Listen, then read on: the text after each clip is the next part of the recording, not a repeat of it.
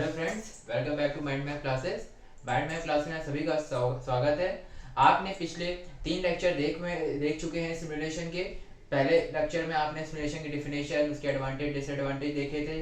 उस second lecture में आपने एप्लीकेशंस देखे थे। फिर उसके बाद आपने सिस्टम देखा था, सिस्टम होता क्या है। आपने इतना सब कुछ आप कुछ देख चुके हो हमारे माइंड मैप क्लासेस के सिमुलेशन टॉपिक पे। ठीक है, मैं आपको बताना चाहूंगा जो पहली बार आए, सिमुलेशन हमारा एमटेक का टॉपिक है। ठीक है, सिलेबस के अकॉर्डिंग ही सब कुछ चल रहा है एंड आप इसको पूरा प्रॉपर तरीके से, मैं पूरा सिलेबस के ही अकॉर्डिंग सब कुछ चल रहा हूँ, तो कोई टेंशन की बात नहीं होने वाली आप लोग को। हमारा जो सब्जेक्ट है सिमुलेशन मॉडलिंग एंड एनालिसिस है, एमटेक का है। फर्स्ट यूनिट फर्स्ट हमारी अभी चल रही है, फर्स्ट सेमेस्टर का सब्जेक्ट है ये। और ये मेरी ईमेल आईडी है, इस पे आप अपने क्वेरीज और या फिर कमेंट में भी अपनी क्वेरी डाल सकते हैं। ठीक है, सो जो नए आए हैं वो चैनल को लाइक एंड सब्सक्राइब जरूर शेयर करें और हमारे साथ पूरी वीडियो बने रहें। और जिनने इसके पहले लेक्चर्स नहीं देखे हैं, please go and watch all those 3 lectures. ठीक है, सो आपको उससे आपको काफ़ी चीज़ें पता चलेगा। ठीक है, सो आज हम स्टार्ट करते हैं आगे बढ़ते हुए, क्योंकि हमने पिछली बार में सिस्टम देखा था। आज हम स्टार्ट करते हैं कि सिस्टम को स्टडी करने के क्या क्या तरीके हैं। Right, so be careful and watch the video very carefully. Right, so different ways to study a system. कौन कौन से तरीके हैं सिस्टम को स्टडी करने के, आज हम ये देखेंगे। हमने सिस्टम देख लिया था, एंटिटी देख ली थी, एट्रीब्यूट देख लिया था। ठीक है, और एक्टिविटीज देख ली थी, है ना। राइट, सो हमने ये सब चीजें देखी थी। अब सिस्टम को स्टडी करने का तरीका क्या है, अब हम ये सब देखने वाले हैं। आपने सिस्टम के डिस्क्रीट एंड कंटीन्यूअस सिस्टम भी आपने समझ लिया था। आज के लेक्चर में हम यही देखेंगे कि डिफरेंट वेज क्या हैं सिस्टम को स्टडी करने के। तो पहला तरीका क्या है, experiment with actual system. System experiment system हमारा, आपको मैंने पिछले लेक्चर में बताया गया, सिस्टम का आपको एग्जांपल लिया था थर्मोडायनेमिक्स में, मैंने आपको उस चीज को कोरिलेट किया था। तो मैंने वहां पे सिस्टम क्या होता था, एरिया ऑफ इंटरेस्ट जिसपे हम स्टडी करते हैं। ठीक है ना, तो system is collection of entities होता है, ये आप सबको पता होना चाहिए। जिसने नहीं पता वो पिछला लेक्चर देखिए, वहां पे मैंने प्रॉपर तरीके से एक्सप्लेन किया है। जो कंटिन्यू कर रहे हैं उनके लिए समय बर्बाद नहीं होगा, मैं कंटिन्यू करता हूँ उसका लेक्चर। तो experiment with actual system, actual system से हम एक्सपेरिमेंट करते हैं। अब जैसे क्या है कि आप क्या कर, जैसे आपने कोई सामान लिया, ठीक है ना, आपने आपने क्या किया, आपने पहली बार आपने मान लीजिए जिम आप वर्कआउट करना चाह रहे हो घर के अंदर। ठीक है, तो आपने क्या किया, मैं अभी एक रियलिटी वाली चीज यहाँ पे भी जोड़ूंगा, एक आपकी फील्ड से भी जोड़ूंगा। पहले आप समझ लीजिए, एक माइंड में तैयार हो जाए कॉन्सेप्ट क्या है। आपने क्या किया, आपको क्या करना है, वर्कआउट करना है घर के अंदर। ठीक है, अब अगर घर के अंदर वर्कआउट करना, आपने क्या किया, सामान लेके आ गए। आपने क्या किया, भैया 25 किलो उठाएंगे, 25 किलो से बाइसेप्स ट्राइसेप्स करेंगे और 40 किलो से हम चेस्ट करेंगे और स्क्वाट्स करेंगे हम लोग 50 किलो से। आपने भैया रॉड एंड डंबल प्लेट्स आपने लेके आ गए। ठीक है, अब आप लेके तो आ गए, आपने स्टार्टिंग करा, आपने सोचा 25 किलो उठा लोगे, क्योंकि आप भाई सिलेंडर उठा दे तो 60 किलो का, तो वो भी उठा लोगे। पर आप ये भूल गए कि वहां पे रेप्स करने होते हैं। ठीक है ना, 3 के सेट, 60, 4 के सेट्स, कितने भी सेट्स आप मतलब फिजिक बनाने के लिए वो सेट करना चाहिए, नहीं उठा लिया फिजिक बन जाती है, ऐसा नहीं। अब उसमें क्या होता है, आपने तो आप परचेज करके घर पे ले आए। आपने क्या देखा, आपने ये देखा आप कर ही नहीं पा रहे हो। आपने देखा आप कर ही नहीं पा रहे हो वर्कआउट, आपने उठा तो लिया, आपने 50 किलो उठा लिया, है ना, पर आप कर नहीं पा रहे हो। आपने बाइसेप्स किया, आपने भाई आपसे शुरुआत में 5 किलो भी नहीं उठेगा, हम बता रहे हैं। ठीक है ना, सेट्स नहीं कर पाओगे, उठा लोगे, कर नहीं पाओगे। तो आपने क्या किया, आपने एक्चुअल एक्सपेरिमेंट किया, ये हुआ एक्सपेरिमेंट हो गया। आपने सोचा आप कर लोगे, आपने कहा कि हम लेके आके देखते हैं हम कर पाएंगे कि नहीं कर पाएंगे, आप लेके आ गए, आपने किया ही, आप कर ही नहीं पाए। ये क्या हुआ, system experiment with actual system हो गया। आपका सिस्टम क्या है, आपके सिस्टम आप खुद हो, आपने अपने पे एक्सपेरिमेंट किया, आप उठा पाओगे नहीं, आपने देखा उठा नहीं पाओगे, आपका पैसा हो गया बर्बाद। क्योंकि आप भाई जो प्लेट्स लेके आओ 10-10, 20-20 किलो के लेके आओगे, आप कर ही नहीं पा रहे हो। अब वो 10-20 किलो आप तब उठा पाओगे जब एक महीना रेगुलर कर पाओगे। ठीक है ना, कुछ लोग होते हैं कि 2-3 हफ्ते बाद ही अपनी स्ट्रेंथ बढ़ा लेते हैं, पर बहुत पॉसिबिलिटी होती नहीं, जो फोकस होते वही कर पाते। तो आपने क्या किया, एक्सपेरिमेंट किया अपने ऊपर कि ये चीज हो पाएगी कि नहीं हो पाएगी। अब दूसरी कंडीशन लेते हैं। ठीक है, आप अपनी प्रोडक्शन, अपनी मैकेनिकल फील्ड की कंडीशन लेते हैं। इस कंडीशन, अब पहली तो आपने देख लिया, आपने समझ लिया हाँ ये चीज होती है, ये तो मैंने एक्सपीरियंस किया है। अच्छा एक और एग्जांपल लेता हूँ, ये तो हो गई फिजिक्स की बात, ठीक है। अब हो सकता है जिनको एक्सरसाइज करना पसंद ना हो, आलस की आदमी हो, तो भाई एक एग्जांपल हो लेते हैं। आपको मान लीजिए साइकिल चलानी है, ठीक है। अब आपने क्या, मैं साइकिल चला पाता हूँ कि नहीं, आपने क्या किया कि भाई आपने एक्सपेरिमेंट किया अपने ऊपर कि भाई देखते हैं साइकिल कैसे क्या होता है, ठीक है ना। चलाने आपने ट्राई किया, अब आप चलाने ट्राई किया, ठीक है ना। अब आपने देखा कि भाई साइकिल चलाने के लिए क्या है, आपको प्रॉपर तरीके से पेडल्स को मूवमेंट देना पड़ेगा, तभी आप बैलेंस कर पाओगे। तो आप एक्सपेरिमेंट कर रहे हो, ठीक है ना। आप पहले शुरुआत कर रहे हो, अपने ऊपर कर रहे हो, ठीक है। हालांकि बस आपको मैं समझाने के लिए, क्या ज्यादा लिंक नहीं है इसका, पर आपके दिमाग में बस चीजें बैठे समझ में आया कि एक्चुअल एक्सपेरिमेंट होता है, एक्चुअल एक्सपेरिमेंट एक्चुअल में किया जा रहा है उसके ऊपर, ठीक। आप पूरा दे रहे हो। अब जैसे आपने आपको 25 मीटर की बीम खड़ी करनी है, ठीक है ना। आप उसकी और रिक्वायरमेंट क्या है आपके कस्टमर की कि उसके ऊपर 10,000 न्यूटन का फोर्स लगेगा लगातार। अब क्या किया आपने, 25 मीटर की बीम तो खड़ी कर दी। खड़ी करने में प्रॉब्लम क्या पे आई कि जब 10,000 न्यूटन का फोर्स लगाया वो टूट गई, ब्रेक हो गई, ठीक है ना, फ्रैक्चर हो गई, सब कुछ बिल्कुल बर्बाद हो गया। अब क्या हुआ, आपने पैसा लगाया, सब कुछ किया, आपने मतलब रियलिटी में आपने बीम बनाई, पर वो टिकी नहीं, टूट गई, बर्बाद हो गई, पैसा हो गया बर्बाद, आप हो गए बर्बाद। अब ये चीज होती है एक्चुअल एक्सपेरिमेंट करना। जैसे एग्जांपल हो, आपने मान लीजिए पहली बार आप राइस बॉईल करो, चावल उबाल रहे हो। आप चावल उबाल रहे हो, पहली बार आपने उबाला, वरना ठीक है मेरे पास बाहर गए, मैं आपको भाई खाना है, चावल बनाना है, बिरयानी बनानी, आपने क्या किया, चावल को बॉईल पे डाल दिया। आपको पता ही नहीं पानी कितना डालना है, ठीक है, आपको पता नहीं पानी कितना डालना है, नेट भी काम नहीं कर रहा, यूट्यूब पे भी नहीं देख सकते हो। आपने क्या किया, यार इंजीनियर है, कर लेंगे, पानी का टेम्परेचर 100 डिग्री सेल्सियस होता है, कर लेंगे, देख लेंगे क्या दिक्कत है, कर लेंगे। आपने क्या किया, पानी डाल दिया, ठीक है। एक कप का एक बाउल राइस के लिए आपने पूरा मग्गा भर पानी भर दिया। अब क्या हुआ कि भाई मेरे को उबालना तो नहीं आता, बट मैं बता रहा हूँ, हो सकता है क्या हो गया, मान लीजिए कि हो गया ये कि पूरा चावल गल गया, ठीक है। अब आपने क्या किया, आपको पता चल गया इतना पानी, एक बाउल राइस के, एक मग पानी, 1 litre of water is not required to cook the rice, ठीक है। आपको पता चल गया, आपने क्या किया, पानी की क्वांटिटी कम करते गए, ठीक है। चावल अभी उतना ही रखा है, ये कांस्टेंट है चावल, पानी की क्वांटिटी कम करते गए। अब आप जब एक्सपेरिमेंट करते चले जा रहे हो, एक्सपेरिमेंट कर रहे हो, आपकी खर्चा क्या हो रहा है, आपका कॉस्ट खर्चा हो रहा है ना। वो जो चावल हुआ वो खराब, फेंका, नया लाया, फेंका, नया लाया, करते जा रहे हो, नया लाया, चावल की क्वांटिटी वही है, चावल वही गीले हुए, वो बेकार चावल को तो थोड़ी ना पानी का लो। अब आपने क्या किया, अच्छा पता चल गया कि भाई 0.5 लीटर पे 1 बाउल ऑफ जो राइस है वो बॉईल हो जाता है, ठीक है। अब ये सब पता चल गया। अभी अब ये सब, अब ऐसी ही चीजें और भी इसे जोड़ दो कि भाई कितनी देर तक गर्म करना, कितनी देर तक गर्म नहीं करना, कितनी सीटी में चावल को बंद करना। अब आपको आप एक्चुअल एक्सपेरिमेंट कर रहे हो, बात समझ में आ रही है ना। तो ये सब चीजें होती हैं एक्सपेरिमेंट विद एक्चुअल सिस्टम। अब जो ये बारी बात बोली ना, यही चीज अपनी मैकेनिकल में भी लगता है, ठीक है ना। तो ये सब, अब आप मैकेनिकल की बात ले लो। अब आपने मान लीजिए कोई पिस्टन डिजाइन कर रहे हो, अब क्या है, आपको पता ही नहीं, आपने अभी कुछ मैथमेटिकल कुछ नहीं लगाया, आपने क्या किया, सिलेंडर लिया, पिस्टन डाला, ऊपर हवा और पानी का मिक्सचर डाला, एयर फ्यूल मिक्सचर डाला, और आपने स्पार्क लगा के आप देखा कि पिस्टन मूव ही नहीं कर रहा है। अब आपने क्या किया, अब आप उसको करते चले जाओगे, फिर आपको पता चलेगा हाँ भाई साहब ये तो हो ही नहीं सकता, इसके लिए तो पूरा सेटअप चाहिए। आपने एक्सपेरिमेंट किया। अब जो हमारे जो बल्ब का इन्वेंशन जो हुआ था, उसमें 1000 इन्वेंशन किए गए थे, ठीक है। 1000 बार उसने कर्ज किया था, तब जाके बल्ब आया, ठीक है। तो उस समय क्या था, वो एक्सपेरिमेंट करते चला जाता, तब पता चला कि 1000 बार वाला जो एक्सपेरिमेंट था वो सक्सेसफुल हुआ, तब बल्ब का इजाद हो गया। बात समझ में आ रही है। एक्चुअल सिस्टम से मतलब एक्सपेरिमेंट का आपको आई थिंक सब क्लियर है। ये जस्ट मेरे पॉइंट बताएं, ये सब आप लिख सकते हैं, ठीक है ना। तो इसमें कोई दिक्कत नहीं होने वाली है आप सबको, ठीक है। आई होप आप सब ये बातें समझ गए होंगे।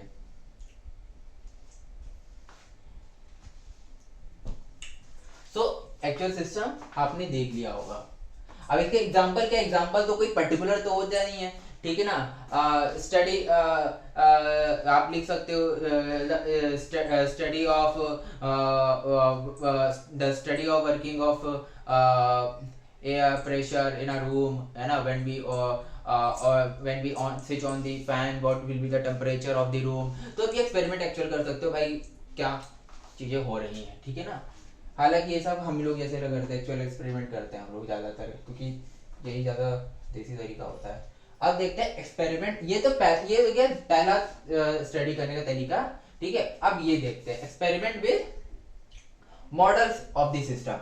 अब मॉडल के साथ एक्सपेरिमेंट करना, जैसे जैसे हम एडवांस होते गए वैसे वैसे हमने क्या किया कि कॉस को काटते चले गए। कॉस को काटने के लिए क्या करना पड़ेगा, कॉस को काटने के लिए क्या करने पड़ेगा, उसका एक मॉडल बनाना पड़ेगा। वो मॉडल क्या करेगा कि आपको हेल्प करेगा कि आपकी कॉस्ट कटिंग करने में। हालांकि मॉडल बनाने में भी खर्चा हो रहा है, पर इन कंपैरेटिव टू दैट आपका खर्चा कम हो रहा है। उस पर आप लगातार कर, आपने देखा होगा जो हमारे, आपने YouTube से भी कई सारे वीडियोस देखे होंगे, क्या होता है जब हमारी जब कोई कार फील्ड में आने से पहले क्या होता है, उसके ऊपर तरह तरीके के सेफ्टी टेस्ट होते हैं, ठीक है ना। कोई दीवार पे लड़ा रहे, कोई ऐसे लड़ा रहे, कोई ऊपर से नीचे गिरा रहे हैं, कोई उसके ऊपर कुछ गिरा दे रहे हैं, ठीक है, साइड से धक्का मतलब स्पीड से ले आ रहे हैं। तो क्या है ना, ये सब एक्सपेरिमेंट किया जा रहा है, ठीक है ना। वो एक्चुअल सिस्टम नहीं, वो मॉडल है।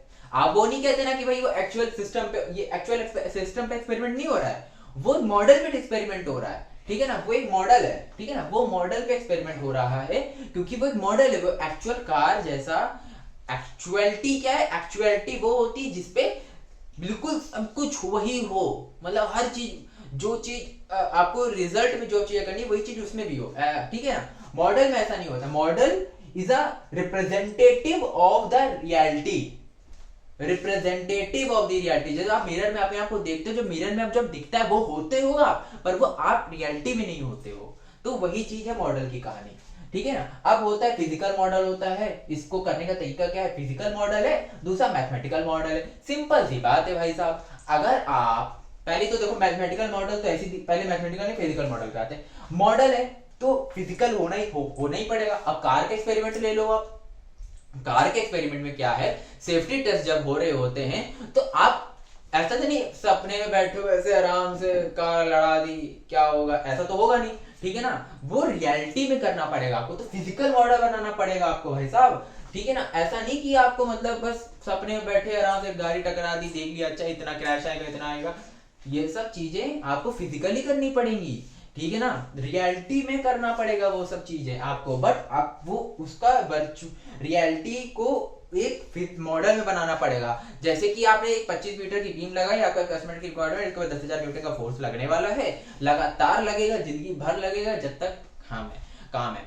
अब क्या किया आपने, एक फिजिकल मॉडल छोटा बना दिया, उसी रेशियो पे आपने छोटा बना दिया, ठीक है ना। 100:1 का रेशियो पे आपने उसको छोटा कर दिया, ठीक है ना। 100 की पूरा प्रॉपर था, उसका बिल्कुल 1% पे आपने मॉडल बना दिया, उस पर 10,000 का भी 100:1 का रेशियो पे, मतलब 10,000 का 1 न्यूटन मीटर का लगा दिया। आपने देखा कि 1 मीटर की लेंथ में 1 न्यूटन का फोर्स झेल पा रहा है कि नहीं, तो झेल लिया, आपने फिजिकल मॉडल बनाया। ये आपने ये फिजिकल मॉडल बनाया, ठीक है ना। Physical model can be equal to the reality और it can be the ratio, ठीक है ना। रेशियो भी हो सकता है, छोटा भी हो सकता है, ठीक है ना। तो डिपेंड करता है आपके ऊपर कि आप उसको, उस चीज को कैसे आप मतलब देख रहे हो, ठीक है ना। पर physical model is less expensive, cost less as compared when we do the actual experiment, ठीक है ना, राइट। तो आपको ये चीज ध्यान देनी, ये थोड़ा ज्यादा एक्सपेंसिव होता है, क्योंकि आप इसमें आप पूरा रियलिटी को बना के आप करते हो, ठीक है। पर ये चीज ऐसा नहीं होता है, बात समझ आई। तो क्या है फिजिकल मॉडल, आप समझिए फिजिकल मॉडल क्या होता है।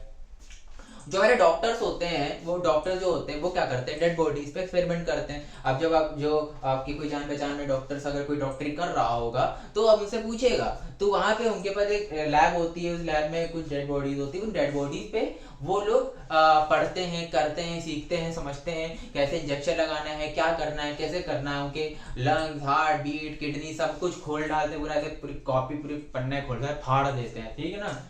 तो हमसे पूछेगा, तो वो फिजिकल मॉडल पे कर रहे एक तरीके से, आप ये समझ सकते हो चीजों को। आपने आई थिंक ये ज्यादा क्लियर हुआ होगा एग्जांपल से। अब आते हैं मैथमेटिकल मॉडल पे। मैथमेटिकल मॉडल सब इंजीनियरिंग का सबसे मेन बात है, मैथमेटिक्स से लगाते हैं। अब यहाँ पे आपने कुछ बनाना ही नहीं है, आपको चाहिए एक पेपर, एक पेन। अभी आप ऐसे समझो, मैथमेटिक्स का मतलब आपको क्या चाहिए, पेपर और पेन, कुछ और चाहिए नहीं होता मैथमेटिक्स में, कुछ और चाहिए होता है तो कुछ और चाहिए, अगर आपको होता होगा तो भाई पता नहीं, मेरे को तो कुछ नहीं चाहिए होता है, मेरे को चाहिए पेन और पेपर चाहिए, मैथमेटिक्स है नंबर लिखना, सिंबल लगाने, खत्म कहानी। ठीक है, अब क्या है, अब जैसे आप देखिए, अब क्या केपलर जो लॉ था ग्रेविटेशन का, तो उसमें क्या था कि क्या केपलर साहब इस धरती से बाहर जाके देख रहे थे कि अर्थ क्या एलिप्टिकल ऑर्बिट में रिवॉल्व करता है सन के, ठीक है, या फिर सन जो है अर्थ के अराउंड रिवॉल्व करता है, या फिर ग्रेविटी जो है रेडियस पे डिपेंड करती है अर्थ के, why poles of earth is much closer to the core of the earth, why equator is radius is sorry radius ज्यादा क्यों होता है, पोल की डिस्टेंस की से ज्यादा क्यों, रेडियस ज्यादा क्यों, इक्वेटर से अर्थ की कोर की डिस्टेंस कम क्यों है, ये सब ऐसा तो नहीं न्यूटन साहब बाहर से खड़े होकर ग्रेविटेशन को चेक कर रहे थे, या फिर केपलर साहब बाहर से खड़े होकर अर्थ की एलिप्टिकल ऑर्बिट को चेक कर रहे थे, उनने मैथमेटिक्स लगाई। आप ये सब लिख सकते हो मैथमेटिकल मॉडल में, आप ये सब चीजें लिख सकते हो, ठीक है ना, तो ऐसा तो नहीं उसने लगा दिया। अब क्या हो गया कि जब उनने पहले मैथमेटिक्स लगाई, ठीक सोचा, फिर उन्हें मैथमेटिक्स लगाई, मैथमेटिक्स किया उनने, फिर उन्हें एक मॉडल तैयार किया, देखा कि हाँ ये जो इन्हें मैथमेटिक्स लगाई, इन्हें जो फॉर्मूला लगाया है equal to G capital M small M upon R square, ये जो फॉर्मूला लगाया है, फिर आर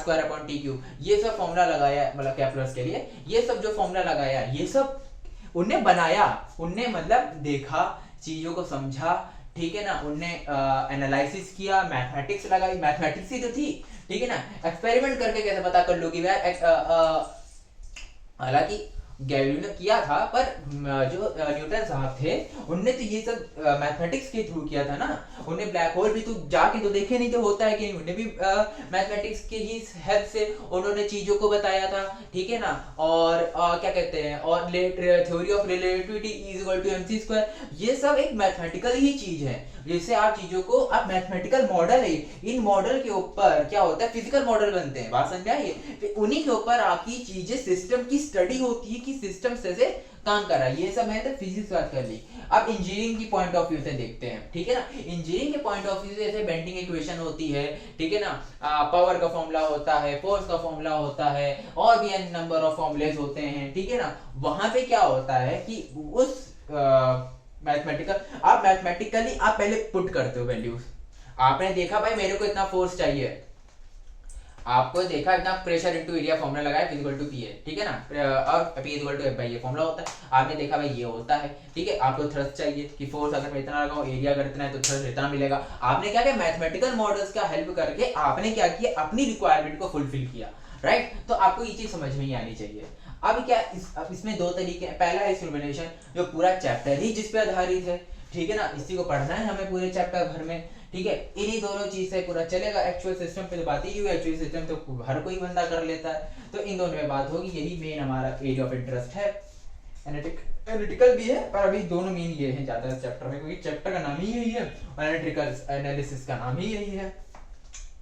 तो मैथमेटिकल मॉडल्स आप समझ में आ गया होगा क्या है, सिमुलेशन आप देख लीजिए, सिमुलेट करना, जैसे भाई आप बहुत सारे AutoCAD, CATIA, V5, AutoCAD 2D, AutoCAD 3D, है ना, मिनी टैब एंड और भी सॉफ्टवेयर से लो आप सॉलिड वर्क्स, तो इन सब में क्या होता है, आप क्या करते हो, एक मॉडल बनाते हो, अंदर मैथमेटिक्स की हेल्प से ही बनाते हो ना भाई, जो एल्गोरिथम चल रही है उस सॉफ्टवेयर के अंदर, वो सॉफ्टवेयर के अंदर एल्गोरिथम मैथमेटिकली सी तो चल रही है, आप वैल्यू पुट करते हो कि भाई हमें मान लीजिए टरबाइन की ब्लेड डिजाइन करनी है, अब टरबाइन की ब्लेड डिजाइन करनी, उस पे स्टीम कितनी तेजी से आएगी, टरबाइन की ब्लेड का एंगल कितना आ रहा है कि स्टीम होगा, उस टरबाइन तो कितना ज्यादा ओमेगा मिले, कितना एन मिले, ठीक है ना, तो वो सब चीजें कहां से आएगी, वो सब चीजें मैथमेटिक्स के एल्गोरिथम से ही आती है, वो एल्गोरिथम ही चलता है ना उसमें, तो वो सिमुलेट कर रहा होता है। अब आप यही चीज अगर आप क्या करो, आप रियलिटी में करोगे, आप अगर यही चीज आप अगर रियलिटी में करने चले जाओगे तो क्या होगा, बहुत बड़ा ह्यूज अमाउंट ऑफ आप ये करने चले जाओगे, मतलब इसमें क्या भाई,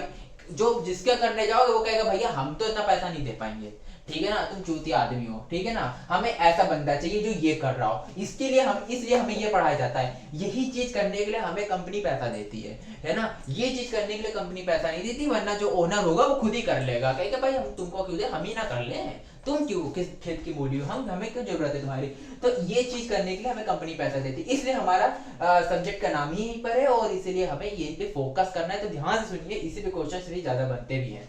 तो ठीक है, तो आप देखिए, तो सिमुलेशन आप समझ गए, ठीक है ना, क्या होता है कि सिमुलेट करते हैं चीजों को, समझते हैं। आपके शॉपिंग मॉल के एग्जांपल्स लिए थे, आपको मैंने अभी टरबाइन के डिजाइन का एग्जांपल लिया, बहुत सारे एग्जांपल्स लिए जिसको आपको समझ में आया होगा। और आई थिंक अगर मैं एग्जांपल ही देता जाऊंगा तो मेरा लेक्चर एग्जांपल से ही खत्म हो जाएगा, ठीक है ना। कोशिश करेंगे आगे बढ़ने का। अभी देखते हैं क्या है एनालिटिकल सॉल्यूशन। एनालिटिकल सॉल्यूशन क्या होता है, ठीक है, मैं सांस ले लूं थोड़ी देर, आप इसको भी नोट कर लीजिए।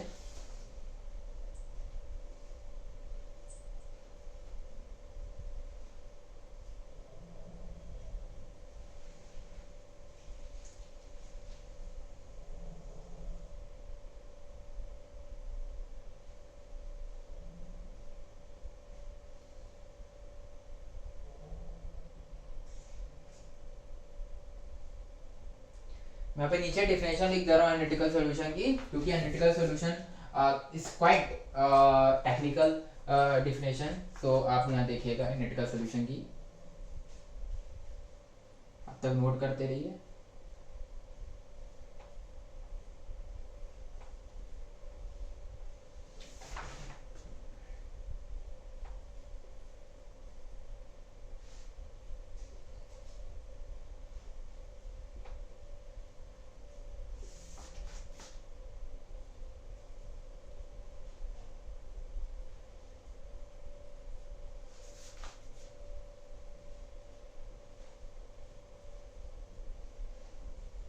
मैं आपको बता दूं, ये सब प्रॉपर जो मैं लिख रहा हूँ, मैं हर वीडियो बोलता हूँ, ये मेरी कोई लैंग्वेज नहीं है, मैं अपनी लैंग्वेज देने की किसी की हिम्मत भी नहीं है, मेरी तो नहीं है पर्टिकुलर, मैं पूरा बुकिश लैंग्वेज दे रहा हूँ।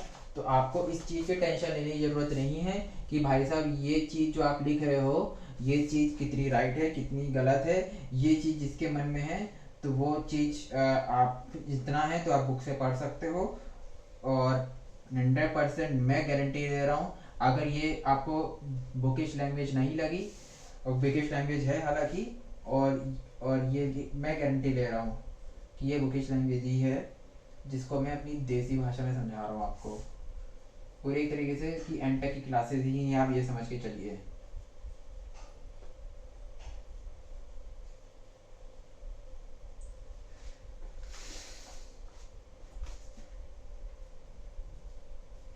जिसकी डिफिनेशन भी फिलहाल मैं जब लिख रहा हूँ, इस क्योंकि इसकी थोड़ी है exact definition, so that's I am writing here. So be careful and B static, don't be dynamic.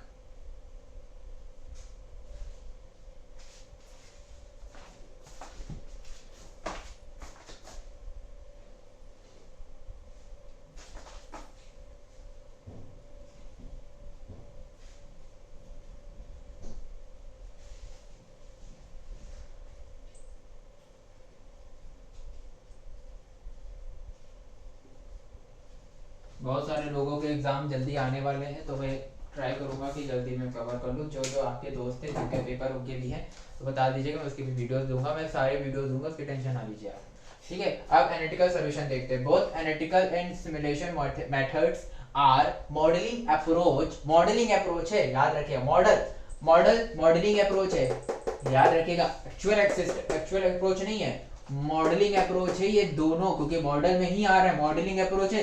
मैं देखो, मैं जिस तरह याद करता हूँ मैं वो चीज बताऊंगा आपको, आपको अगर वो प्रोसेस अच्छा लगता है तो उस प्रोसेस से आप याद करो। मैंने जिस प्रोसेस से याद किया था वो मेरे आए थे अब 85% 90% अप्रोच आए थे मेरे, तो उसी अप्रोच से आप भी यूज कर सकते हो। तो देखिए, मॉडल है, ऑफ कोर्स ये मॉडल ही अप्रोच होगी, एक्चुअल अप्रोच नहीं होगी, ये याद रखना है आपको। अगर आपको ये चार्ट याद है तो इससे आप डिफिनेशन बना सकते हो, क्या, analytical solution is the method to use the mathematical model, is the mathematical approach and provide the idea of the system performance. Of course आप मॉडलिंग क्यों कर रहे हो, आपको परफॉर्मेंस देखनी है ना, आपको और कुछ थोड़ी ना देखना, मजे के लिए थोड़ी ना कर रहे हो। परफॉर्मेंस देखनी है आपको उस चीज की, ठीक है। तो क्या है, providing an idea of system performance in different conditions.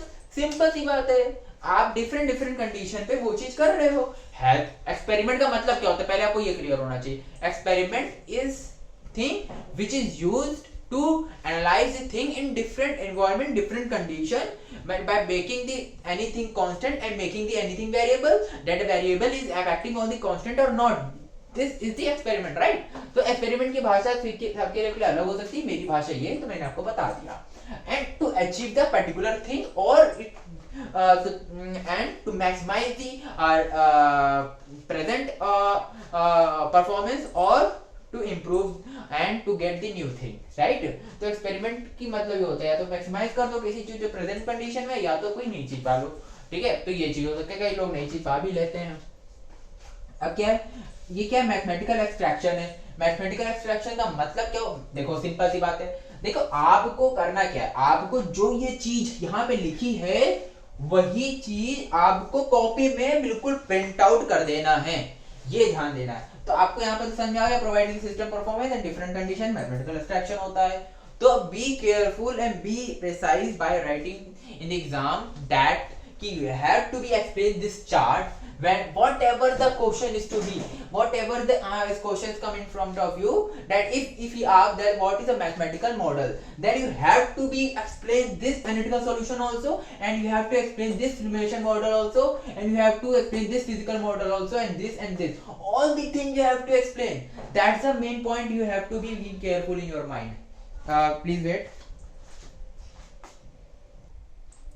So I hope आप सबको ये चीज समझ में आ गई। सॉरी फॉर द डिले, मैं पॉज कर दिया था वैसे वीडियो, तब भी आपको अगर लगा तो ये आपको समझ में आया होगा कि डिफरेंट वेज ऑफ स्टडी क्या होता है। एक्सपेरिमेंटल होता है, एक्सपेरिमेंट किया जाता है एक्चुअल के साथ, एक्सपेरिमेंट किया जाता है मॉडल के साथ, मॉडल का क्या होता है फिजिकल होता है, मैथमेटिकल होता है, मैथमेटिकल का क्या होता है एनालिटिकल होता है, और क्या होता है सिमुलेशन होता है। तो ये चीज आपको पता होनी चाहिए, बिल्कुल ध्यान से। आपने आई थिंक आपने नोट कर लिया होगा, अब तक नहीं नोट किया होगा तो नोट करिए, राइट।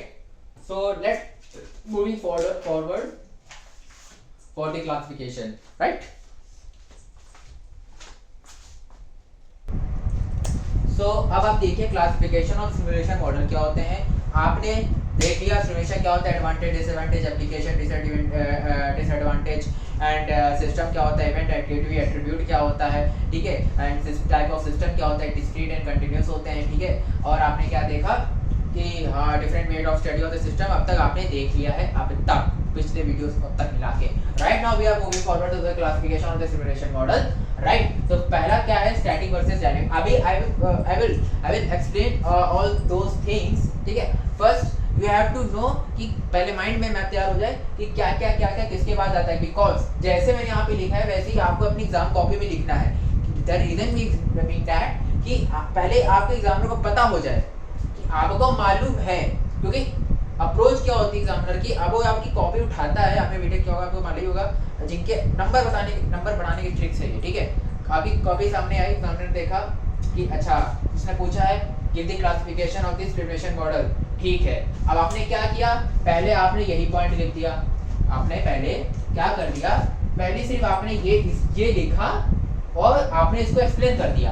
अब क्या हुआ कि वो देखेगा कि हाँ इसको पहले तो अच्छा ये मालूम है, ठीक है, एक्सप्लेन किया, अब वो पढ़ना पलटेगा। तो जो ये सीक्वेंस की ना एक इम्पोर्टेंस होती है, ये दर्शाता है कि आपको आता है कि नहीं आता है, आपको ये सब मालूम है कि नहीं मालूम है। तो ये एक अप्रोच होती है, एक साइकोलॉजी होती है, साइंटिफिक चीज बता रहा हूँ आपको, है ना, कि आप पहले देखता है कि आपको मालूम है कि नहीं मालूम है, आपके पास है वो चीज है कि नहीं जो मैं चाहता हूँ वो चीज आपके पास है कि नहीं। आप अपनी कंपनी के प्रोडक्ट्स आप बताते हो तो पूरा दुनिया ना खोल के देते हो, एक पैम्फलेट में थोड़ा ही तो लिखा होता है ना, वैसे ही ये सब चीजें होता है। तो आपको क्या करना है, पहले ऐसे लिख देना है, उसके इस तरह सीक्वेंस से लिख देना, इस तरह लिखना। अब ये जो कंटेंट है ये आपका आधे पेज में हो जाएगा। जब ये हो जाएगा तो उसको मालूम होगा कि अब ये बंदा इसको एक्सप्लेन करने वाला है, इसको एक्सप्लेन करने वाला है, इसको एक्सप्लेन करने वाला, मतलब इसको ये सब मालूम है। ये चीज एग्जामिनर को पता चल जाएगी। जब ये पता चल जाएगी तो आपके नंबर ऑटोमेटिक बढ़ जाएंगे, भले ही आपका अंदर का कंटेंट उतना अच्छा ना हो पर देना अच्छा है, मैं आपको दूंगा, ठीक है। तो अब क्या है, तो आपको स्टैटिक वर्सेस डायनेमिक होता है। डिटरमिनिस्टिक मतलब स्क्वैचिक होता है, and continuous versus discrete. Versus मतलब ये सब सिमुलेशन मॉडल, ये भी सिमुलेशन मॉडल है, ये भी है, ये भी है, ये भी है, ये भी है, ये भी है, but I am going to tell about the all the 1 2 3 4 5 6 all the 6 model with that differentiation, ठीक है ना, राइट। तो आपको पता भी हो कि इन दोनों में जो डिफरेंस क्या होता है, because they have their difference between all the four model. अगर मैं इसमें अलग अलग लिख देता और जब मैं इसको पर्सनल एक्सप्लेन करता अलग अलग तरीके से, तो प्रॉब्लम होती कि ये तो उसके साथ ये डिफरेंशिएटेड, तो मैं यहाँ पे ऐसे मॉडल, और मैं आपको बता दूं ये सब बुक का ही है, ठीक है। तो आपको पता चल गया क्लासिफिकेशन क्या होता है, स्टैटिक, डायनेमिक। हो सकता है कि लेक्चर थोड़ा बड़ा हो जाए, तो मैं क्या करूंगा, या तो स्टैटिक एंड डायनेमिक एक्सप्लेन कर दूंगा, deterministic, continuous I will explain in the next class. Try करूंगा, खत्म कर दूंगा आज, ठीक है। तो स्टैटिक क्या होता है, dynamic, deterministic, static, continuous, discrete, और ये तो आपने सिस्टम में भी पढ़ा रखा है क्या होता है। अब क्या है मोस्ट इंपॉर्टेंट पॉइंट, अगर आपका एमसीक्यू पेपर हो गया, अगर वन वर्ड में क्या पूछा, most operation models are dynamic, static and discrete. Most operation model का मतलब समझ रहे हो आप, जो यूज किए जाते हैं, राइट, जो यूज किए जाते हैं वो डायनेमिक, स्टैटिक एंड डिस्क्रीट है। All this three the combination what we called as discrete event simulation model. Discrete है, इवेंट सिमुलेशन मॉडल, ठीक है। इससे अगर आपने डिस्क्रीट है तो discrete event simulation, this is the part of your syllabus, be careful, keep your mind कि ये आपका सिलेबस का पार्ट भी है, इसको भी हम आगे पढ़ेंगे। तो आपको अब पता चल गया इस स्लाइड में कि what we are going to study the classification of the model and what the most operational model is to be called as. So what most operation model is called as discrete event simulation model. This discrete simulation model is a combination of the three models, which is known as the dynamic, static, and discrete, which is come under the classification of the simulation model. ये आपको याद रखना है. This is not a system model. This is the simulation model. Now onward we have studied all the system aspects. Now we are going to be the in depth of the simulation. So be careful, ठीक है? So आप इसको note down कर लीजिए. Afterwards I am going to write the definition of static and dynamic in a precise manner. Okay, right? So be careful. Write down. Right? So अब यहाँ पे देखिए static model की मैंने बात लिख दी है यहाँ पे, आप इसको देख सकते हैं.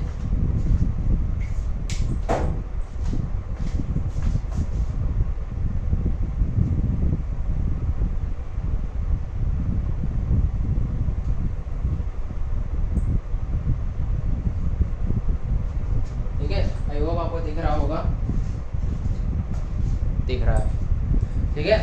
तो अब स्टैटिक मॉडल देखते हैं. Static model can be defined as a model that represent a phenomena at a given point in time और that compare to the phenomena at different point in time. इसका मतलब क्या है? स्टैटिक मॉडल वो model होते हैं जो कि एक गिवन पॉइंट पर उसका मॉडल बनाया जाता है. मतलब एग्जांपल मैंने यहाँ पे अपनी सेकंड पॉइंट देखते हैं, इसको भी समझिए. मतलब एक स्पेसिफिक चीज का मॉडल बनाते हैं. बहुत बड़ा कोई है सिस्टम, मतलब सिस्टम का कोई बहुत बड़ा एक मशीन है, उस पे कोई पॉइंट पर प्रॉब्लम हो रही है, उस पॉइंट का हम सिर्फ मॉडल बनाते हैं. उसका डिफरेंट पॉइंट पे, उस पॉइंट पे क्या प्रॉब्लम आएंगी, क्या उस पे चीजें दिक्कत करेगी, ये होता है स्टैटिक मॉडल का मतलब. अभी मैं इसको एग्जांपल से समझाऊंगा, टेंशन ना लो, ठीक है. Static modeling is used to specify structure of the objects that exist in the problem domain. ठीक है ना, किसी प्रॉब्लम के डोमेन, किसी एक स्पेसिफिक जगह पर क्या प्रॉब्लम आ रही है, that will tells by the static model. ठीक है. अब एग्जांपल क्या है? एग्जांपल मैंने लिख रखा है, यही एप्लीकेशन भी है, एग्जांपल भी ऑफ कोर्स, ठीक है. तो calculation of mechanical stress in a bridge. Calculation of a mechanical stress in a bridge. Now taking this example and I am going to explain these 2 points because this is the main thing which you have to be listen out. So क्या मतलब हुआ? अब क्या होता है mechanical structure में, mechanical stress bridge में क्या होता है? गाड़ी आ रही है, कोई 1000 टन की आ रही है, कोई 2000 टन की आ रही है, कोई 500 किलो की आ रही है, कोई 1 टन की आ रही है, कोई 10,000 टन की आ रही है. आपको नहीं पता है, ठीक है, आपको नहीं पता है कितने टन की व्हीकल्स उसके ऊपर से पास ऑन करेगी.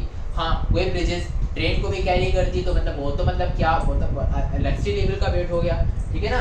तो उसमें क्या होता है, जब कोई ट्रेन किसी ट्रैक से जा रही होती है, लेट टेक एन एग्जांपल, ठीक है, जब कोई ट्रेन किसी ट्रैक पे जा रही होती है, ये ट्रैक है और ये ट्रेन है हमारी, ठीक है, और ये हमारा ब्रिज है, ठीक है, ये हमारा ब्रिज है। अब क्या होगा, जब ट्रेन यहाँ से यहाँ तक ट्रैवल करेगी, यहाँ पे ट्रैवल करेगी, तो यहाँ पे स्ट्रेस जो होगा, इस एरिया पे जो स्ट्रेस होगा, ये यहाँ पे कम हो जाएगा, यहाँ पे स्ट्रेस बढ़ जाएगा। अब आप फिजिकली देखो ना, सोचो अब कोई ये चीज है, ठीक है, अब ये बीम है, ठीक है, ये जैसे ये बीम है, ठीक है, ये पुल है। अब यहाँ पे अगर वेट ज्यादा कर दो आप नॉर्मली देखो तो ये ऐसे हो जाएगा, अब ऐसे हो जाएगा, ऐसे हो जाएगा, ऐसे हो जाएगा, ठीक है, तो वेवीनेस आ जाएगी, वेवीनेस हो जाएगी, ठीक है, अब वेवीनेस हो जाएगी। अब क्या है कि एक ब्रिज में क्या होता है, वायर्स होती हैं, वो वायर क्या करती है उन पर्टिकुलर, अब ये वैसे वायर्स हैं, ठीक है, ये वायर है ना, ये जो पोल लगे होते हैं ऐसे ऐसे, ठीक है, ये वायर है, इससे पर्टिकुलर कितना मैकेनिकल स्ट्रेस आएगा, ये जो होता है पर्टिकुलर मैकेनिकल स्ट्रेस किसी ब्रिज पे, है ना, उसको एनालिसिस करने के लिए क्या होता है, हम लोग को स्टैटिक मॉडल बनाते हैं कि अगर ऐसा है, अगर स्पेसिफिकली इसी पॉइंट पे ऐसा हुआ तो इस पे कितना क्या वेट आएगा। अगर व्हीकल ब्रिज की स्टार्टिंग से 1 मीटर की दूरी पर है तो what will the mechanical stress at that position when the vehicle is at that point, and what will the weight of the vehicle if weight of the vehicle is 1 ton or 10,000 ton or 100 ton, then what will the mechanical stress at that bridge at the end of the bridge point, what will the mechanical stress। तो static model से आप ये समझते हो कि क्या कितना mechanical stress आ रहा है किसी ब्रिज पे और सिमिलर स्ट्रक्चर्स, ठीक है ना, सिंपल सी बात है। कोई पर्टिकुलर पॉइंट पे आप बनाओगे ना, अब स्टैटिक है, खड़ी है गाड़ी, यहाँ पे खड़ी है, ठीक है, अभी ये मैं vehicle, I am the vehicle, that is the surface where from I am standing, that surface is suppose that is a bridge, okay, that surface is a bridge, I am standing here, I am standing here, so what effect I am giving to the wires of the bridge, or what I am effect giving to the pillars of the bridge where the bridge is standing, तो क्या effect आएगा। तो मेरे खड़े होने से मेरे खड़े होने से क्या इफेक्ट आ रहा है, क्या मैकेनिकल स्ट्रेस आ रहा है उन दो वायर्स के एंड पे या फिर पूरे वायर पे, क्या इफेक्ट आ रहा है, जो कि आप जो भी ब्रिज को होल्ड किया हुआ है कि क्या इफेक्ट आ रहा है, या फिर पोल की जॉइंट कितना सरफेस पे पिलर पे कितना स्ट्रेस आ रहा है, क्या हो रहा है, कितना कंप्रेशन हो रहा है और कितना वायर वेट स्ट्रेस हो रहा है। तो ये सब स्टैटिक मॉडल से पता चलेगा। स्टैटिक में क्या होता है, चीजें स्टैटिक होती हैं। अब आपको क्लियर हो गया होगा, मैं व्हीकल खड़ा हूँ, मूव नहीं कर रहा हूँ, पर स्टैटिक में खड़ा हूँ। अब मैंने जो ट्रेन का एग्जांपल लिया, यहाँ पे ट्रेन खड़ी थी for a instant of time, अब यहाँ पे ट्रेन खड़ी for a instant of time, ठीक है ना। तो अब क्या है, यहाँ पे खड़ी है तो कितना मैकेनिकल स्ट्रेस हुआ, यहाँ पे खड़ी है तो कितना मैकेनिकल स्ट्रेस हुआ। पास में जब पास कोई चीज कर जाती है तो जब कोई व्हीकल पास कर जाती है किसी ब्रिज से, जब कोई व्हीकल किसी ब्रिज से पास कर जाती है तो उतना इफेक्ट नहीं पड़ता है, क्योंकि जो टाइम होता है स्ट्रेस पड़ने का ब्रिज के वायर्स पे और पिलर्स पे, वो बहुत कम हो जाता है। सोचिए, सिंपल सोचिए, 100 किलोमीटर की रफ्तार से आप बाइक ले जा रहे हो, या फिर आप तो 100 से कहाँ चलाओगे, 100 तो आप गली में चला लेते हो। 200 स्पीड से अगर आप ले जा रहे हो, ब्रिज से बाइक आप ले जा रहे हो, है ना, कावासाकी निंजा लीजिए 400 किलोमीटर का उसने रिकॉर्ड बना रखा है, वो 400 किलोमीटर की स्पीड से बाइक ले जा रहा है। मान लीजिए उस साइकिल का वेट है मान लीजिए 80 किलो है, मान लीजिए। अब वो समझिए 80 किलो की व्हीकल की स्पीड व्हीकल 200 की स्पीड से ले जा रहा है, तो ब्रिज को क्या ही पता चलेगा क्या हो गया उसके साथ। बात समझ आ रही है। अब वही चीज अगर आप वेट बढ़ा दो, वही चीज 400 की स्पीड, मान लीजिए कोई प्लेन जा रहा है, ब्रिज को फर्क पड़ेगा, पर उतने समय तक नहीं पड़ेगा, वो बिल्कुल सट से खत्म, ठीक है। वो डायनेमिक हो गया। स्टैटिक में क्या है कि वो प्लेन वहीं पर खड़ा हुआ है। अब आप सीधे समझिए, आप ऐसे खड़े हो और आप मान लीजिए हैमरिंग कर रहे हो, ठीक है ना, डबल से, ठीक है। अब आप ऐसे लिए खड़े हो, यहाँ पर हैमरिंग कर रहे हो, आपने क्या किया, आप प्लान करते हो, प्लान मतलब समझ लो ना, प्लान कर रहे हो, आप खड़े हो, स्टैटिक है। अब स्टैटिक आपके हाथ पे, यहाँ पे, शोल्डर पे, पैर पे, पेट पे कितना स्ट्रेस पड़ रहा है, वो समझ रहे हो। जो करते हो कि वर्कआउट उनको पता होगा, ठीक है। जब प्लान कर रहे हो तब कितना स्ट्रेस पड़ता है, वही स्टैटिक मॉडल है कि उस पे कितना आपकी बॉडी पे स्ट्रेस आ रहा है, क्या क्या एनालिसिस कर रहे हैं, आपने किया। डायनेमिक में वो क्या होता है, ठीक है, डायनेमिक में क्या होता है, आप वर्कआउट कर रहे हो, ठीक है, फर्क नहीं पड़ रहा, हिला रहे हो। अब अगर यही चीज अगर ऐसे कर रहे हो ज्यादा देर तक नहीं कर पाओगे, पर अगर ऐसे करोगे तो ज्यादा देर कर लोगे, तो यही चीज फर्क होती है, ठीक है ना। वो तो मैंने एग्जांपल लेके समझा, तो आपको स्टैटिक एंड समझ में आ गया होगा, और आई थिंक आपको डायनेमिक का भी एक हिंट मिल गया होगा। नोट डाउन कर लीजिए आप। So let's start this dynamic model. Dynamic model आप देख सकते हैं यहाँ पे, आपने स्टैटिक समझा के, तो स्टैटिक क्या होता है, एक फिक्स होता है टाइम के, आप उसमें एक चीज क्या होती है कि आपकी जो ऑब्जेक्ट स्टेट होता है, जो आपका ऑब्जेक्ट होता है वो आपका स्थिर होता है। यहाँ पे क्या होता है, आपका ऑब्जेक्ट मूव कर रहा होता है। So students, now I am going to tell you about dynamic model, ठीक है। So start. What dynamic model? Describe those aspects of a system concerned with time and frequency of operation, right? अब क्या है मतलब कि operation का sequence क्या हो रहा है। अब पिछली स्टैटिक मॉडल में आई एम स्टैंडिंग हियर, ठीक है, मैं यहाँ पे स्टैंड खड़ा था, आई am standing, I am a vehicle, I am standing here. Now model is created on the basis of my static condition, I am not moving, I am not dynamic, I am moving, not moving, I am static, right? अब क्या है, what will the stress क्या होगा bridge के wires पे, that will be calculated by the static model. Now I am the vehicle, driver has come, now I am start moving right this, ठीक है, मैं मूव कर रहा हूँ, अब मैं मूव कर रहा हूँ, ठीक है, but जब मैं मूव कर रहा हूँ then at this instant of time, अब जो मैं मूव कर रहा हूँ, then what will be the mechanical stress on the bridge, over the bridge, or you can say that, ठीक है, क्या होगा ये चीज बताता है डायनेमिक मॉडल। आप एग्जांपल मुंबई में ब्रिज का मुझे नाम नहीं याद है, वेरी सॉरी, ब्रिज में जो मुंबई में जो ब्रिज बना हुआ है उसमें क्या है, बॉम्बे इंजीनियर्स आईआईटी बॉम्बे को काम दिया गया। आईआईटी बॉम्बे के इंजीनियर्स ने क्या कहा कि ठीक है, आप इतना लंबा ब्रिज बना रहे हो, बनाओ, पर the condition is to be that vehicle should not go less than the 80 km/h over the bridge, just because to minimise the mechanical stress over the bridge. क्यों? क्योंकि जो व्हीकल है वो जब जा रही है किसी भी ब्रिज से, तो जब उसकी व्हीकल की स्पीड, भले वेट कितना भी क्या हो, मतलब अगर धीरे धीरे जा रही है, धीरे धीरे आ रही है, तो कोई चीज धीरे धीरे हो रही होती है तो स्ट्रेस बढ़ता है। कोई भी चीज तेज होती है पता ही नहीं चलता है वो कब होके चली गई। बात समझ में आई? जब कोई चीज तेज होती है तो पता ही नहीं चलता है वो कब, कितना वेट आया, कितना क्या हुआ। आपने 60 किलो का सिलेंडर उठाया, आपने उठा के तुरंत रख दिया, आपके बॉडी में उतना कोई फर्क नहीं आया, उठा लेगा। पर वही 60 किलो का वेट आप उठा के रखो तो आपको पता चलेगा, बिल्कुल पता चलेगा। आप 60 किलो का सिलेंडर आप उठा के खड़े रहोगे तो आपको 60 किलो का वेट 60 किलो का नहीं लगेगा, वो हो सकता है 80 का भी लगने लगे 2 मिनट बाद। पर वही 60 किलो का सिलेंडर आप तुरंत उठा के इधर रख दिया, आपको पता ही नहीं चलेगा कि क्या क्या था। ये कहोगे ये तो हलवा है, वही हलवे को उठा के खड़े रहो 15 मिनट, वही हलवा आपको वो चैन में झाड़ा लगेगा, पता नहीं क्या हो गया। ठीक है, यही डायनेमिक कहता है। डायनेमिक मॉडल इसी चीज की स्टडी करता है। आगे देखते हैं, event that marks changes sequence of events and organising events and states. Dynamic model does not consider what the operation do, what they operate on and nor how they are implemented। बात क्या हुई? अब क्या है यहाँ पे dynamic model का दूसरा एस्पेक्ट ये है कि डायनेमिक मॉडल खुद नहीं पता कि क्या है।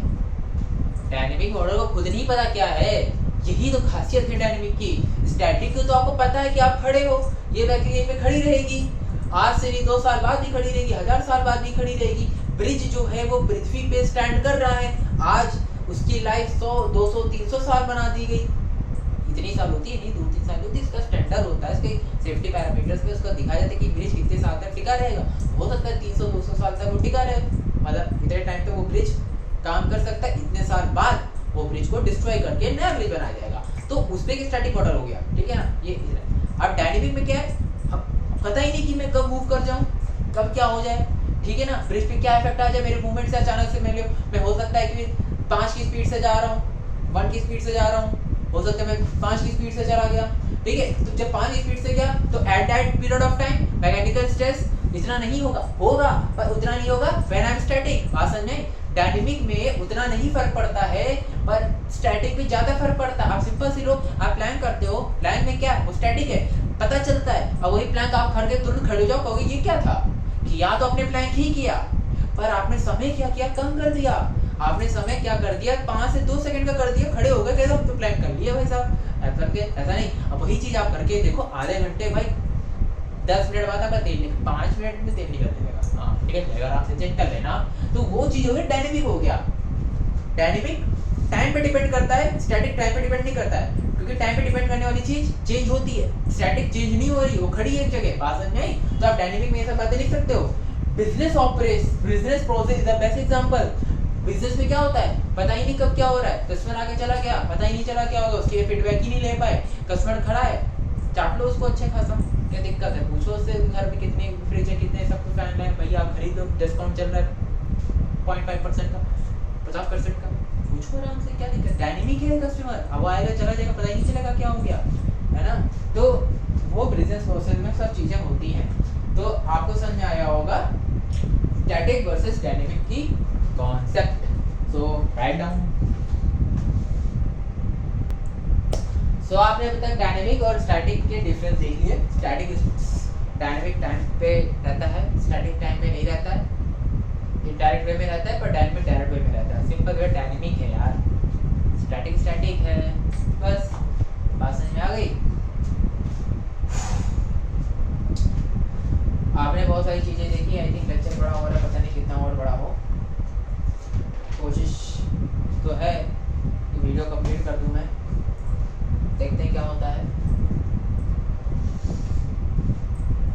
आपके 2 बचे हुए हैं। कंटिन्यूस डिस्क्रीट वही है जो आपका सिस्टम में आपने देखा था, सिस्टम का वीडियो आप देख सकते हो। सिस्टम में डिस्क्रीट में क्या होता है, स्टेट वेरिएबल लिखा हुआ है, वही पढ़ के बता रहा हूँ, ऐसा जो कि दीवार पे नहीं लिखा है, कॉपी में लिखा हुआ है।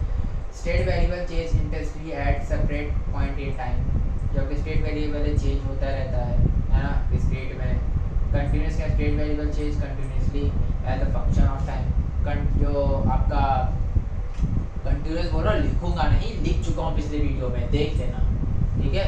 कंटिन्यूस में क्या होता है कि स्टेट वेरिएबल, इसका पिछले लेक्चर में लिखा होगा, देख लेना कौन से लेक्चर में टाइटल लिख रखा है कि किस मैंने वीडियो में मैंने कौन सा चीज मैंने क्या की है, किस वीडियो में कौन सा टॉपिक मैंने पढ़ा है वो मैंने लिख रखा है। तो for the sake of this topic you have to go for the video, I think, पता नहीं यार, प्रीवियस लेक्चर लिख दे रहा हूँ, प्रीवियस लेक्चर, ठीक है। वहां पे जाके आप इसको आप आत्ममथन कर सकते हो। प्रीवियस, पता नहीं स्पेलिंग भी भूल गया, इतनी देर से लिख रहा हूँ।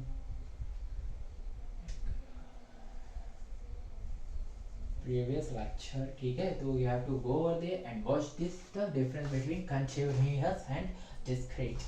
So आप वहाँ पे जाके देखिए, अपना समय दीजिए, समय अपने आप को देंगे वीडियो को देखकर। क्यों?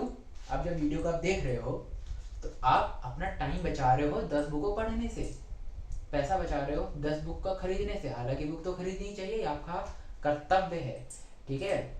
जो एमटेक स्कॉलरशिप से कर रहे हैं उनको तो बिल्कुल दिन रात लाइब्रेरी में या तो बुक खरीदने में समय देना चाहिए अपना, ठीक है। जो नहीं कर रहे हैं स्कॉलरशिप से, ठीक है, वो समय दें प्रॉपर अपना, यहाँ पे हर जगह से अपना समय दें अपना। MTech is most important as you have done in BTech. आपको बीटेक से ज़्यादा इंपॉर्टेंट होता है एमटेक। अगर एमटेक के एक भी सब्जेक्ट में बैक लग गया, अगर क्लियर नहीं कर पाए फाइनल ईयर तक, 4th सेमेस्टर तक, तो you can't able to upload the thesis. You have to be careful in your mind that आप थीसिस अपलोड ही नहीं कर पाओगे until unless you have to clear all the exam. If you have back, then you have to be the clear that all the back before the submission of the thesis. जब आप thesis तभी submit कर सकते हो जब आपने सारे paper निकाल लिए होंगे। Until and unless you can't able to upload your thesis. That's why this video I am only uploading just for the sake that the MTech student can able to get the knowledge in a proper way and to get the all the content in a one platform, क्योंकि ये ऐसा हर जगह नहीं है, ठीक है। जिस तरह मैं कर रहा हूँ मैं गारंटी दे रहा हूँ, क्योंकि मैंने फर्स्ट अटेम्प्ट में ही किया था सब कुछ, फर्स्ट अटेम्प्ट में किया था। मेरे तो एक दिन में दो पेपर हो गए थे, एक दिन में 2 पेपर थे भाई साहब, आप सोच सकते हो the mental level is a very craze. मेरी तबीयत भी ऐसी खराब थी कि मैं तो हिलता भी था, पेट दर्द होता था बहुत ज़्यादा, कोरोना का टाइम ऊपर से अलग। सब बच्चे फ्री में पास हो रहे हैं, हम यहाँ पे बैठे हुए हैं पढ़ रहे हैं, एग्जाम दे। अच्छी बात है, कम से कम मैं तो नहीं कहता था फ्री में पास हुए हो, ठीक है। तो हमने तो भाई अपने टाइम पे कन्वेंशनल पेपर भी दिया है, एमसीक्यू भी दिया है, और एमसीक्यू तो हमारा भैया किसने किसने बनाया है एक को भी नहीं पता होगा। हमारे एमसीक्यू तो भैया प्रोफेशनल जो हमारे एमबीए के सब्जेक्ट्स भी कुछ होते हैं हमारे पास, वो एमबीए वाले टीचर में कन्वेंशनल पेपर तो भले बीटेक वाले बच्चे सॉरी एमटेक वाले टीचर्स प्रोफेसर बना देते हैं, एमसीक्यू तो उनसे बनवाया गया था, तोते उड़ गए, पर कर लिया just because of my notes. मेरे नोट्स इतने पावरफुल हैं कि आपको फर्स्ट अटेम्प्ट में कर लेंगे, पर शर्त यह है आपको वीडियो के साथ बना रहना पड़ेगा। क्यों? क्योंकि हवा में तो आ ही जाएगा, तो आपको देखना पड़ेगा वो सब चीज़ें। तो डिटरमिनिस्टिक एंड स्क्वैटिक देखते हैं। मेरा क्योंकि जो कॉन्सेप्ट ये है कि भाई एक वीडियो में सब कुछ हो जाए, मतलब सब कुछ ना हो जाए, आधा इधर आधा उधर नहीं, जो चीज़ की देखने आए हो वीडियो वो चीज़ प्रॉपर रहे आपके पास, मैं ये चाहता हूँ। ऐसा ना हो कि अगला वीडियो में ये रहे, अगला वीडियो में रहे। अगर अगला वीडियो में अगर एडवांटेज ऑफ सॉल्यूशन देखने वाले हैं तो हम लोग एडवांटेज ऑफ सॉल्यूशन ही देखेंगे। अगर हम लोग टाइम एडवांस मैकेनिज्म देखने वाले हैं तो मैं टाइम एडवांस मैकेनिज्म ही देखेंगे, भले वो 15 मिनट का वीडियो क्यों ना हो, ठीक है। अगर हम लोग next event time advance mechanism देखेंगे तो फिर वही चीज़ देखेंगे, उसके अलावा fix increment time advance mechanism नहीं देखेंगे। हम उसी वीडियो में वही पर्टिकुलर चीज़ देखेंगे जो पर्टिकुलर चीज़ उस वीडियो में पर हो, डिब्बे बंद हो, ऐसा नहीं आधी टांग इधर ऐसा नहीं, ठीक है ना, वही चीज़ हो। आधी टांग उधर आधी टांग इधर, खड़े ही नहीं हो पा रहे, 2 नाव में सवार नहीं, एक ही नाव में एक ही वक्त पूरा पास करेंगे। तो फिर अब इसी हिसाब से हम पहले देखिए हमने 2 क्लियर कर लिया। Content this topic is the previous lecture, you may go and watch, and systematic and squatic I will going to teach right now, so be careful, be static. Now class, in this slide you are going to see that the deterministic model. So deterministic model क्या होता है ये आप देख लेंगे। बता दो, static हो चुका है, डायनेमिक हो चुका है, continuous discrete you have to go for the previous video, and that video I have explained all these 2 points in a very proper manner. मैंने वो ये दोनों कंटिन्यूस एंड डिस्क्रीट चीज मैंने पिछले लेक्चर में अच्छे से एक्सप्लेन किया है। You have to go and watch, ठीक है। अब डिटरमिनिस्टिक मॉडल क्या होता है? Allow you to calculate a future event, ठीक है, without the involvement of randomness, मतलब दोबारा रिपीट नहीं करना है, जो रिपीट आप कर चुके हो, ठीक है, वो रिपीट नहीं करना। इफ समथिंग इज डिटरमिनिस्टिक, अगर कोई चीज डिटरमिनिस्टिक है, you have all the data necessary to predict the outcome with certainty, ठीक है ना। सर्टेनिटी से मतलब आपके पास सारा डाटा होना चाहिए। So now explain with the help of example I am going to tell you about the deterministic model, the providing of a type। अब क्या है, आपने प्रोबेबिलिटी लगाई, सिंपल सी बात है, कह रहा है प्रोबेबिलिटी लगाओ, जिसको पसंद नहीं है वो भी लगाएगा प्रोबेबिलिटी, जिसको पसंद है वो भी लगाएगा। मतलब जुगारी वाला है ये model.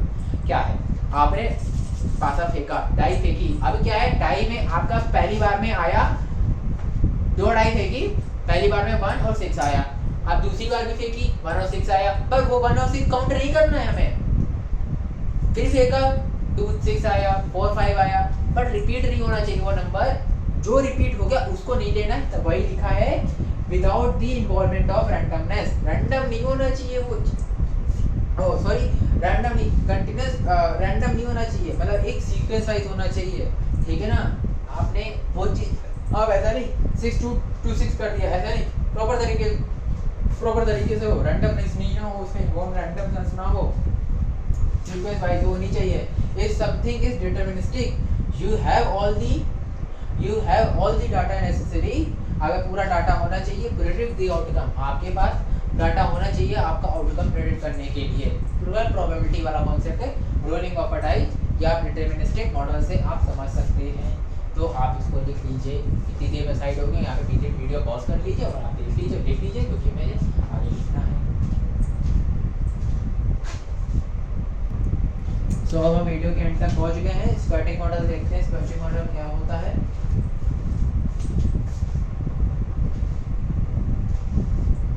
Static model is a tool for estimating probability distribution of potential outcome by allowing of random variation in one or more input over time. So I am going to explain this static model with respect to deterministic model. Deterministic model में randomness allow नहीं था। randomness allow नहीं था। यहाँ पे randomness allow है। randomness allow है। आप लिखते चल रहे होगे तो अपने नोट में देखो आप। randomness allow है, यहाँ पे randomness allow है और deterministic में randomness allow नहीं थी। ये आपको ध्यान में रखना। लिख रहा होगा तो आपने ऊपर वाली जगह पे देखिए, जब लिखा होगा आपने वहाँ पे लिखा है। आपने लिखा होगा, नहीं लिखा होगा तो पीछे वीडियो हल्का सा पीछे करिए, 5 सेकंड 10 सेकंड पहले, 5 सेकंड पहले वहाँ पे मैंने लिखा होगा पक्का, ठीक है ना।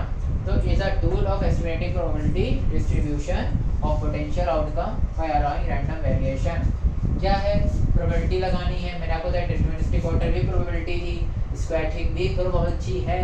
तो अब क्या है कि इसमें जो प्रोबेबिलिटी सब कुछ प्रोबेबिलिटी ही है, तो रैंडमनेस यहाँ पे अलाउ नहीं हो रहा है कि जो चीज़ आपको कोई चीज़ चाहिए उसमें मतलब आपको क्या प्रोबेबिलिटी, क्या आउटकम हो सकता है, क्या मिल सकता है, क्या नहीं मिल सकता है, वो है।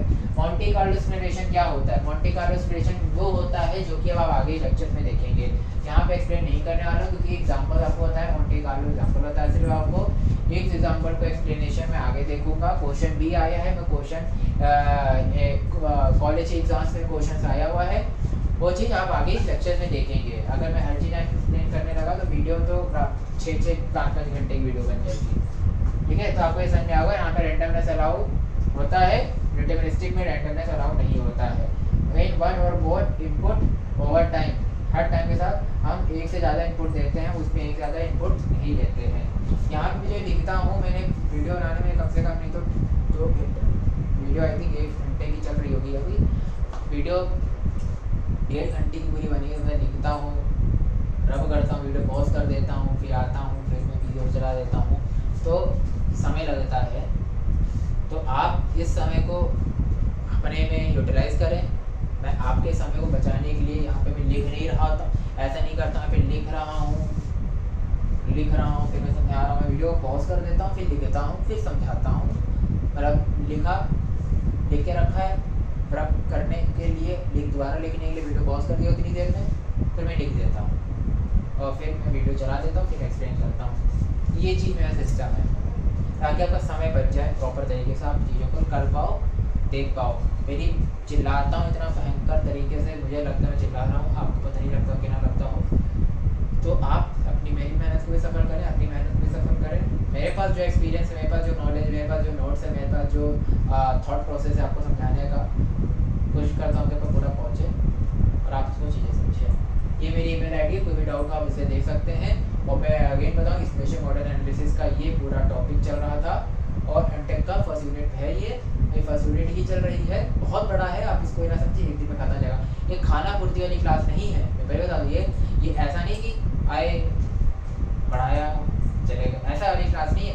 प्रॉपर क्लास है, प्रॉपर, ठीक है, प्रॉपर क्लास है। पूरा सिलेबस होगा, 99.99% सिलेबस होगा यहाँ पे, ठीक है। इंसान हो इसलिए 0.1% का मार्जिन ले रहा हूँ, 0.01% का मार्जिन ले रहा हूँ, इसलिए है ना। तो आप वीडियो के साथ बने रहने के लिए धन्यवाद आप सबका। आपने ये चीज़ समझी होगी। और आप फिर से बता दे रहा हूँ, प्रीवियस लेक्चर में कंटिन्यू डिस्क्रीट का मैंने एक्सप्लेनेशन दिया हुआ है, वहाँ जाके देखिए, ठीक है। और मैं एक मार्क और कर दूँ आपके लिए कि ये जो तीनों मिलके क्या बनाते हैं, डिस्क्रीट इवेंट सिमुलेशन मॉडल, ठीक है, सिमुलेशन मॉडल बनाते हैं, ठीक है। ये आपका सिलेबस का पार्ट है।